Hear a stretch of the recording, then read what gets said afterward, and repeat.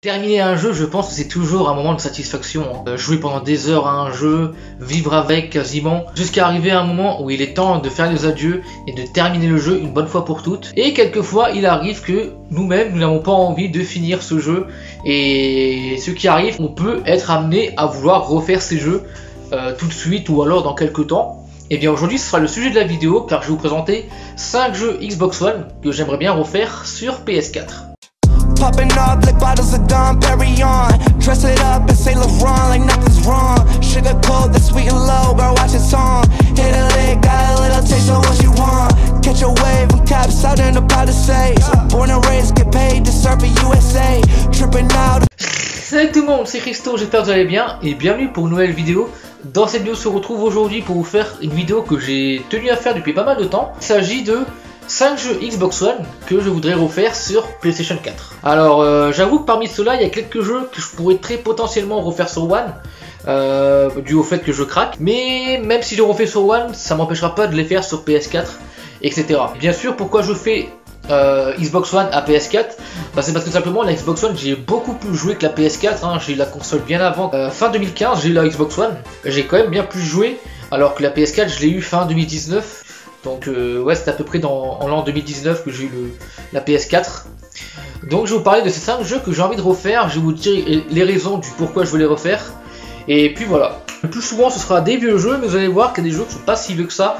Donc on va pouvoir en parler. On commence avec un petit jeu de chez Bethesda. Le jeu que je vous montrais, c'était un jeu qui est sorti bien avant que Microsoft rachète Bethesda. Il s'agit de Wolfenstein The New Order, donc le grand classique de la Xbox One de la PS4. Hein. C'est un jeu que j'ai très envie de me refaire parce que Wolfenstein c'est vraiment le FPS qui m'a mis vraiment une claque quand j'ai testé. Je l'ai testé il y a très longtemps, celui-ci j'avais acheté dans un cache pour 12 balles à l'époque et j'avais vraiment adoré, hein. Franchement c'est vraiment un superbe jeu qui graphiquement est vraiment très bon. En termes d'histoire j'aime beaucoup parce que ça parle de nazis et puis j'aime bien m'intéresser un peu à cette histoire, on va dire, qu'il y a eu entre les nazis, etc. C'est une guerre qui a été très dure à l'époque je pense, donc on va dire que j'aime bien voir un peu ce qui pourrait se passer.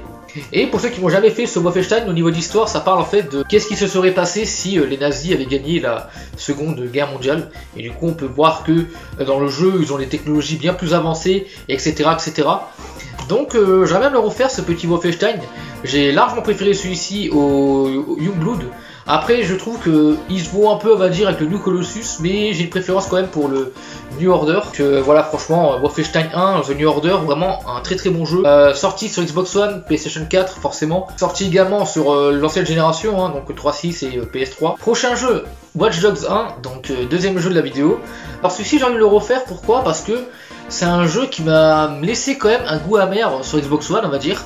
Je trouvais que c'est un bon jeu, mais je trouvais qu'il manquait vraiment pas mal de choses, qui fait que ce n'est pas le meilleur Watch Dogs, que pour moi le meilleur Watch Dogs ça reste le 2, après avoir, parce que j'ai pas testé encore le Watch Dogs Légion, mais pour l'instant je trouve que le Watch Dogs 1 est bien, mais ils auraient pu faire 1000 fois mieux quand même, en sachant que le héros est quand même plus charismatique que Marcus je trouve, mais on va dire qu'au niveau ville je trouve San Francisco meilleur que Chicago aussi.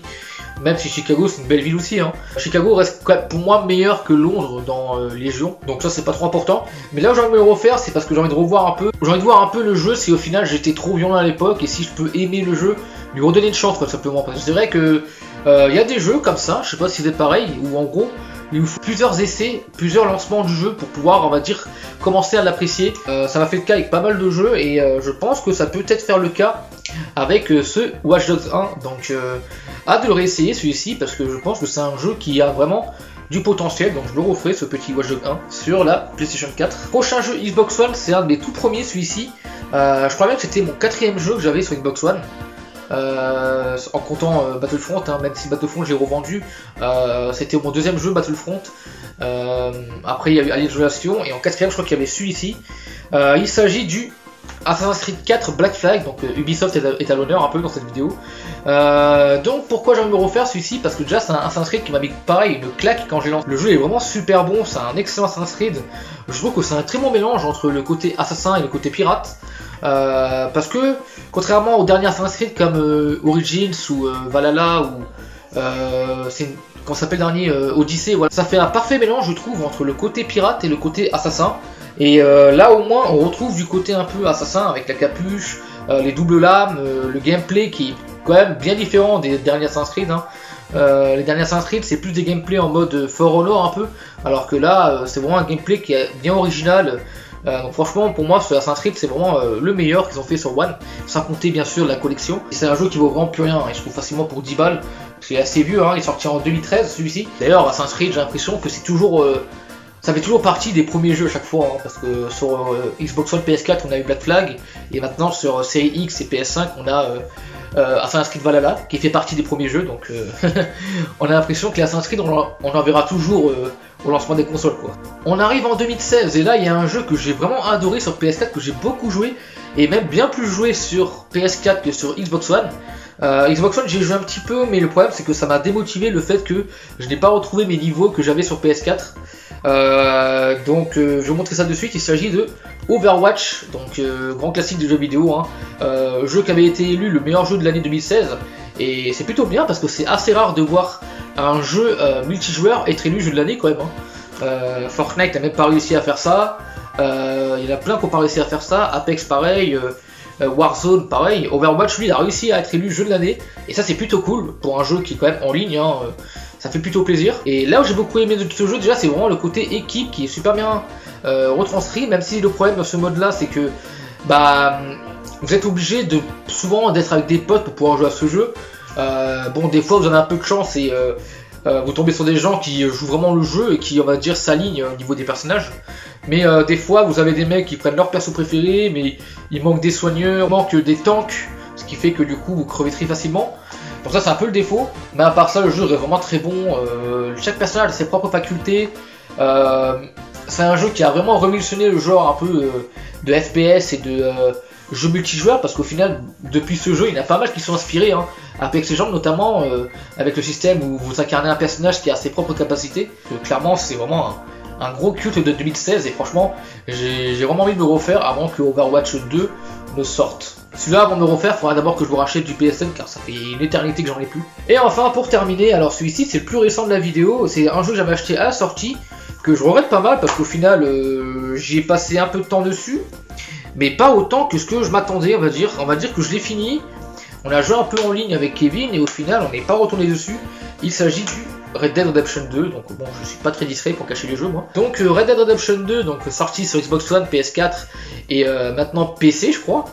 Je crois qu'il est sorti sur PC, ouais, parce que je sais que les jeux Rockstar ça met toujours un peu de temps pour sortir sur PC. Donc j'ai beaucoup aimé ce jeu en termes d'histoire, franchement c'est clairement le meilleur jeu de Far West. Donc personnellement Red Dead Redemption c'est plus mieux pour le solo, mais GTA c'est plus mieux pour le en ligne je trouve, après c'est mon avis. Franchement très très bon jeu ce Red Dead 2 que je recommande à tous ceux qui l'ont pas fait. Ce jeu était vraiment pas loin d'être le jeu de l'année, malheureusement ça a été God of War, mais ça aurait très clairement pu être celui-ci aussi qui soit jeu de l'année. Et franchement c'est vraiment dingue ce jeu, il est vraiment super beau, travail monstre sur le jeu, hein. Un super réaliste franchement, donc bravo à Rockstar pour ce jeu. Malheureusement le jeu il marche, mais pas autant que GTA V qui a cartonné dès sa sortie quand il avait été annoncé, alors que Red Dead 2, on va dire qu'il y a eu la même hype pour Red Dead que pour GTA, mais Red Dead quand il est sorti, la hype est très très vite descendue, bizarrement, contrairement à GTA V. Donc on va dire que ça, je ne saurais pas trop vous expliquer pourquoi.